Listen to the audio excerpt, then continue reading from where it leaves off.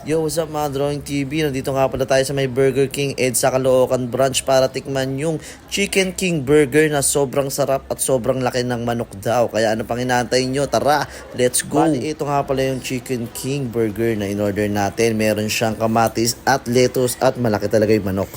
Laki ng manok. Tapos juicy. Tingnan nyo guys. Ito ba? Ano? So yun, pag umorder ka nga pala na itong Chicken King Burger nila guys, ay talagang bagong luto. Kita nyo naman, crispy at juicy pa yung manok.